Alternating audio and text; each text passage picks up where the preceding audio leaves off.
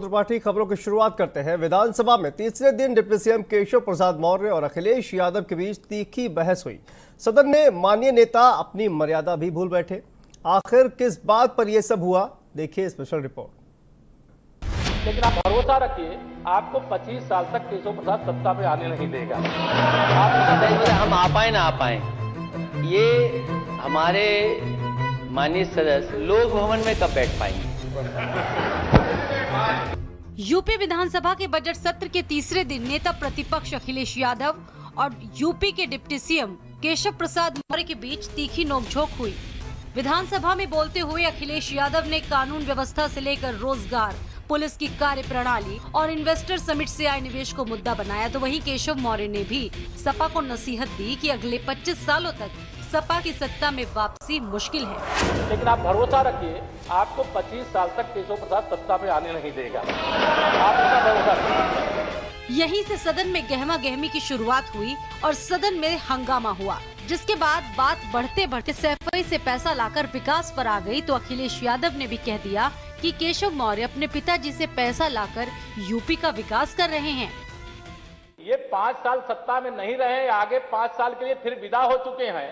2027 में चुनाव आएगा, मैं तो यह मानता हूं कि फिर कमल खिलेगा। फिर आपका अभी कोई भविष्य इस समय नहीं है, लेकिन सड़क किसने बनाई है, एक्सप्रेस किसने बनाया है, मेट्रो किसने बनाई है, जैसे लगता है आपने सैफई की जमीन बेच करके ये सब बनवा दिया है। तुमने घर के तुम अपने पिताजी से पैसा लाते हो या बनाने के लिए? तुमने राशन बांटा है तो पिताजी ने क्या बात है? कोई बात है क्या? दोनों माननीय नेता सदन की इस गर्मा गर्मी के बीच अपनी अपनी मर्यादा को भूल बैठे। दोनों ये भी भूल बैठे कि वो पूर्व मुख्यमंत्री हैं और दूसरी बार डिप्टी सीएम हैं।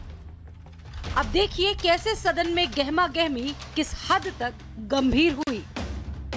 सदन में जब अखिलेश यादव और केशव प्रसाद मौर्य के बीच बहस बढ़ी, तो फिर पूरे मामले को लेकर खुद सीएम योगी आदित्यनाथ को आगे आना पड़ा। सीएम योगी आदित्यनाथ ने कहा कि सदन में किसी भी तरह की असभ्य भाषा का प्रयोग नहीं होना चाहिए, सदन की मर्यादा का ख्याल रखना चाहिए। इस सदन में और सरकार के उप मुख्यमंत्री अपनी बात को रख रहे हैं, बीच में रनिंग कमेंट्री का मतलब क्या है? और दूसरा, एक सम्मानित नेता के खिलाफ असभ्य शब्दों का प्रयोग हो, तो शब्द का प्रयोग हो,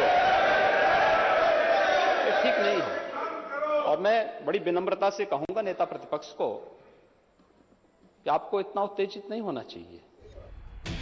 सदन में हुई इस गहमा गहमी के बाद अखिलेश यादव का बयान सामने आया है। उन्होंने इसे बहुत ही नॉर्मल तरीके की बहस का हिस्सा बताया है।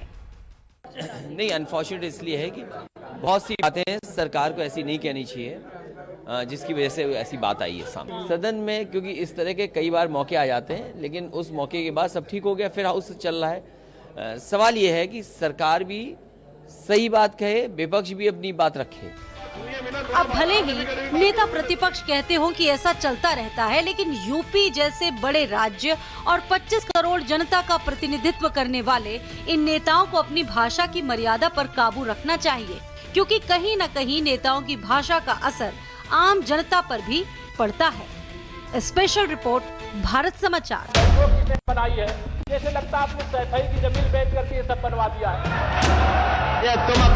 तुमने घर के तुम अपने पिताजी से पैसा लाते हो या बनाने के लिए? तुमने राशन बांटा है तो पिताजी ने